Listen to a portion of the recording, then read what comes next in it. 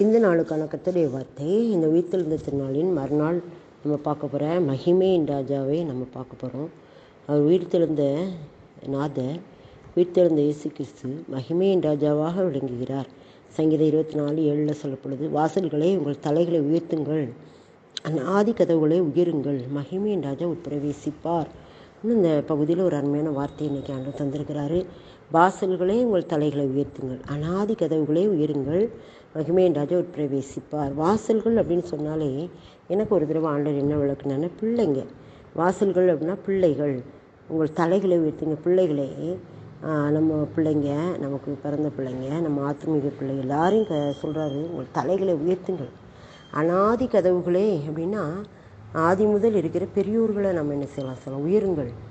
நீங்களாம் உயருங்கள், உயர்த்துங்கள், மகிமையின் ராஜா உட்பிரவேசிப்பார். உங்கள் இருதயத்தை கர்த்தரிடத்தில் உயர்த்துங்கள். உங்கள் இருதயத்தை கர்த்தரிடத்தில் உங்கள் இருதயத்தை திறந்து கொடுங்க. இதுதான் மகிமையின் ராஜா உட்பிரவேசிப்பார். நம்முடைய பிள்ளைகளும், நம்முடைய பெற்றோர்களும், பெரியவர்களும், நாமும் அவர் நம்முடைய உள்ளத்தில் பிரவேசிக்க கதவுகளை திறந்து கொடுக்கணும். அவர்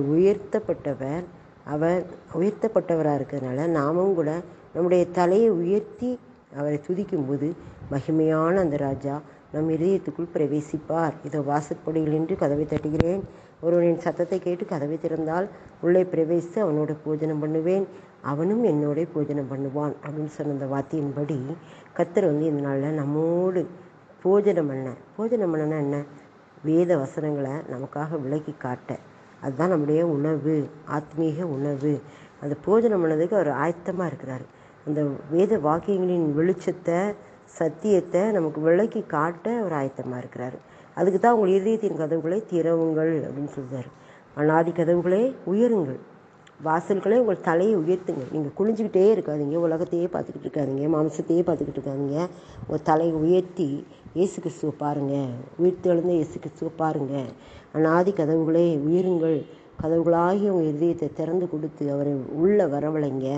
அப்போ உங்களுக்கு ஆண்டோடைய வார்த்தையின் வெளிச்சம் உங்களுக்கு கிடைக்கும்.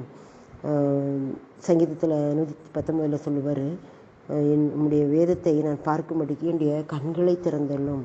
அப்போ இருதய கண்களை திறந்தள்ளும்.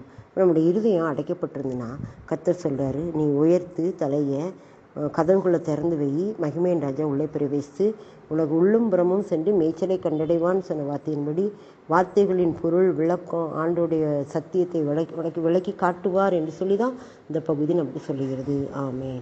வாசல்களே உங்கள் தலைகளை உயர்த்துங்கள், அநாதி கதவுகளை உயருங்கள்.